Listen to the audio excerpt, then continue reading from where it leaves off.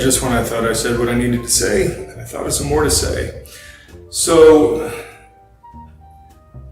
talking about evil, I realized that I didn't really give much of an answer, except that I just kind of disagree with the way other people define evil. And, I mean, in general, right, I would like to think, that that's probably enough, but I understand that it's not a very satisfying thing. So let's get into kind of where my brain goes when we talk about,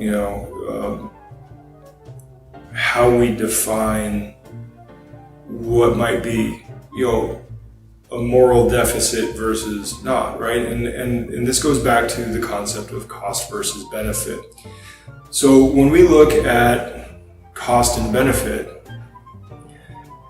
all we're looking at is some kind of external scale of engaging in said thing will cost so much in resources, including time and life energy, whatever, and I will reap some said benefit from that. And throughout your life, everything you engage in is subject to that. Now, most of the time, that is a completely implicit thing. That is not something that you are cognitively calculating or anything like that. You generally think, if I engage in this sort of behavior, or if I spend these resources here, then the consequences of that will be whatever, right? Now, this goes back to something I talk about a lot, which is consequences. Consequences are really the crux of it, right? Because what is cost benefit? It's consequences. It's risk and consequences. And we need to be able to look at the consequences of the things that we engage in. We need to be able to look at the consequences of the transactions we make and weigh whether or not that is going to be ultimately more costly than is worth it. And so a very simple thing, right, is say you're going to go to the store and you see a $5 item. And for most of us in the US, a $5 item is not going to break the bank. It is not big money to most people. But let's say you're one of the unfortunate few that all you have in your bank account is $6. And it may be a month before you get another $6.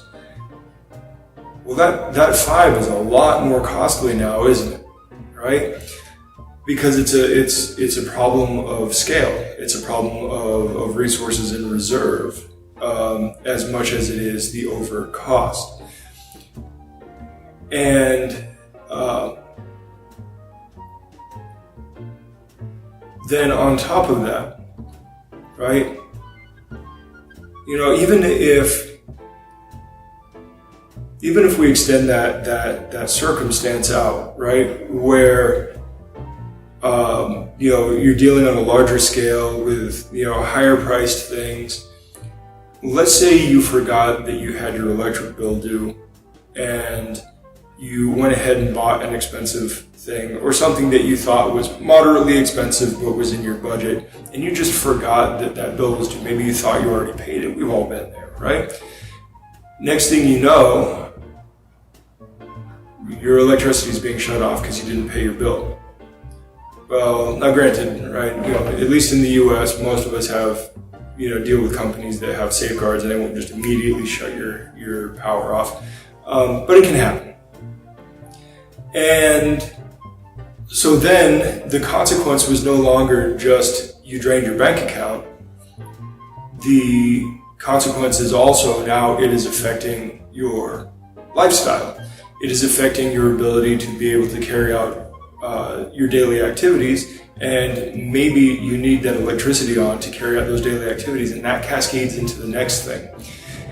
So this flows into the realm of chaos theory. Now, keep in mind, what we call chaos theory is not about it's not about disorder. Chaos theory is actually about determinism and order. The idea that everything sets off kind of a cascade chain of events that goes on into realms fundamentally unknown and unknowable.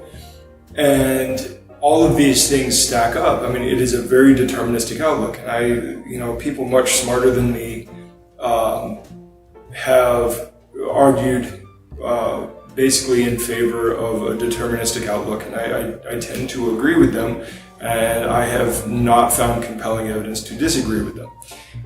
Even if we do have the illusion of choice, and operating with the illusion of choice tends to work out better for us, it doesn't change at least the possibility of life and reality being ultimately deterministic. And so there is a lot of unknowable cost. There's a lot of unknowable consequence. And while that can be scary for some, we can't let it hold us back from pursuing action, right? We just have to operate mindfully enough that if we do create unintended consequences, unintended negative consequences, that we, that we learn how to mitigate them.